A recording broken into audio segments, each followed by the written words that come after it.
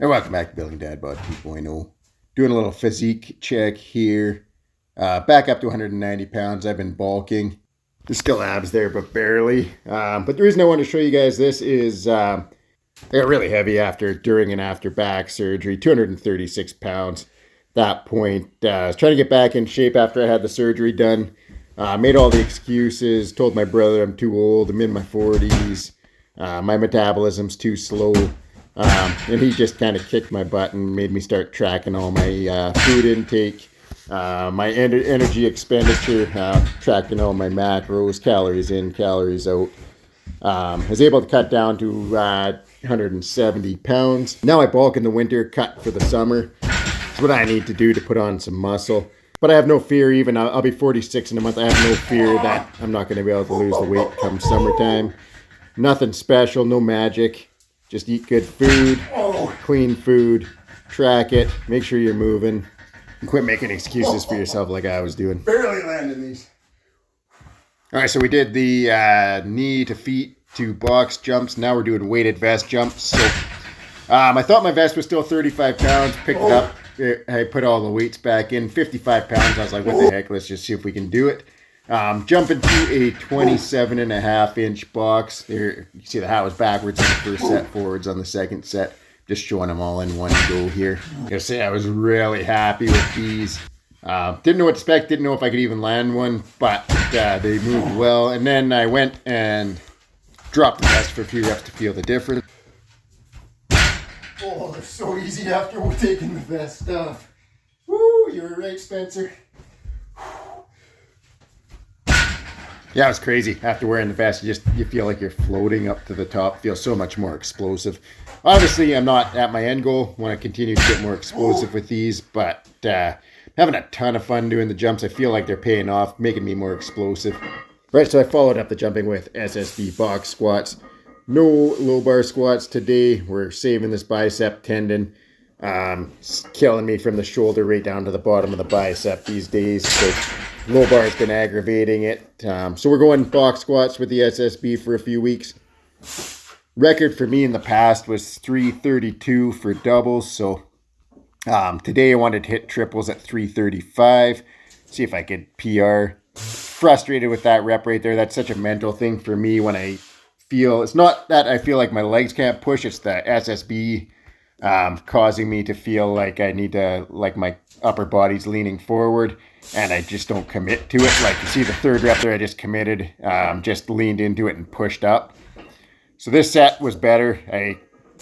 Once I do that, then I gotta like get it in my mind. Okay, we can't put the hand down. Just gotta grip the bar and push as hard as I can right through to the top.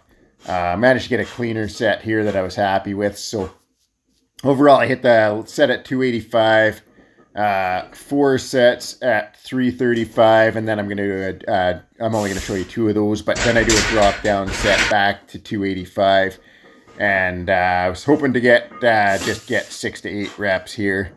So the box squats are nothing like my regular squat pattern. I've been low bar squatting, so I kind of, with the low bar, I sit back into my glutes and lean my body forward. I can't do that with the SSB because of the fact that the weights are already sitting more forward. I just basically fold in half. Got to keep working on this core strength. But what I love about the box squats with the SSB is sit back and I got to just drive as hard as I can from that seated position. So when you sit down, if you let all the weight sit down on the box, the glutes and the hips can't help but turn off, and then you have to fire them as hard and fast as possible when you're getting back up off the bench. You can see there I got my 6 reps. We'll try to push that up to 8 reps next workout. And then on to the Nordic Curls. So I learned my lesson. The last couple weeks, the first rep, my hamstring is cramped like mad doing them unassisted. So I did 3 reps assisted and then went into unassisted Nordics. This is my second set, so this was a record set for me. I managed to hit 18 reps total on the second set. I don't know anyone else that does Nordics, you can tell me, but for me, the second set always feels easier than the first set. The first set, I feel so much pressure on the insertion point of the tendon at the bottom of my hamstrings and in my knees, and then the second set, I feel so much looser. Here we're playing double the speed. So I can always rep out way more on the second set because I just have way less discomfort. And then what I do, obviously I'm not at the point where I'm getting full extension on any reps, but the nice thing with Nordics is once you can do them unassisted, you can regulate the intensity of them by just sitting back more into your glutes and hamstrings. So you might sit here and say, oh, you would have only got 8 reps had you went for more extension the whole way through. But let me tell you, even at the end here, where I'm sitting way back more into my glutes, my hamstrings are still working really hard. My glutes are working hard. Everything back in my posterior chain is absolutely screaming. So it's no different than doing partial reps to end any other exercise or doing it's almost like a drop set.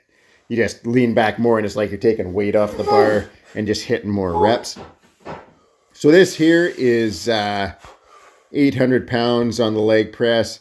This is also a PR for me. Only getting 2 reps per set here. Last week I got 3 reps at 775, but that workout I started with the leg press. So today I'm doing it after the box squats, the jumps, and the Nordic curls.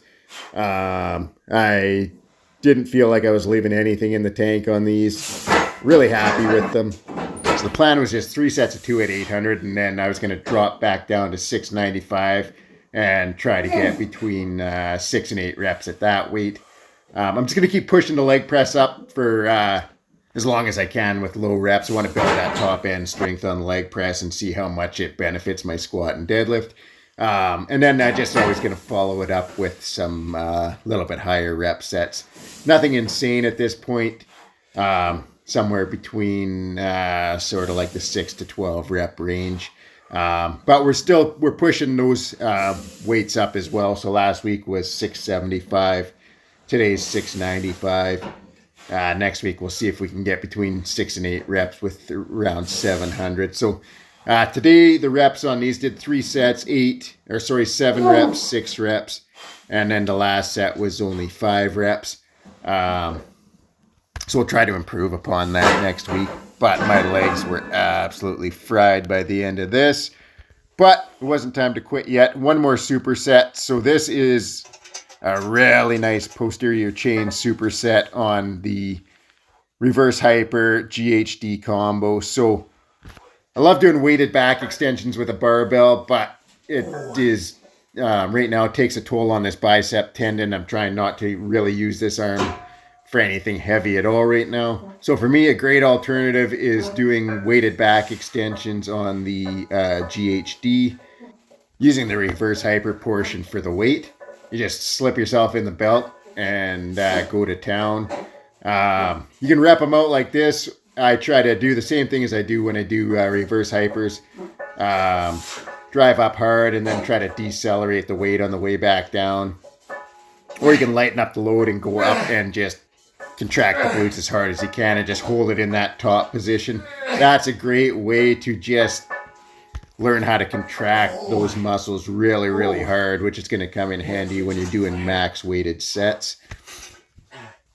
After that, transitioned over. I had to move the foot plate and then transitioned over into razor curls. So I did 20 plus reps on both sets of the back extensions and then 20 plus reps on both sets of razor curls as well. By the end of this set, my hamstrings were absolutely on fire. I didn't go full on extension on these just because I had not a lot of gas left in the tank. The hamstrings were absolutely screaming at this point. If you got access to one of these machines, or if you got access to a reverse hyper and a GHD next to each other at the gym, give the superset a try. Guarantee you, you will regret that decision very soon after making it, but in a good way. Will test your will to live. And if you want to take it to another level, do Nordic Curls instead of the razor curls. But both are a great option. For me, at the end of the workout, there's no way I was hitting any more Nordic Curls here. Razor curls are definitely an easier version, but it also allowed me to pump out a ton of reps, get a ton of blood into my hamstrings. That's it for the leg workout for today. We're working around this shoulder injury, trying not to stress it for a couple weeks here. Still had a wonderful leg workout. Hamstrings are on fire. Whew. That's awesome. Whew. Good superset. Oh. Thanks for watching, everybody. Hope you have a wonderful night. Oh.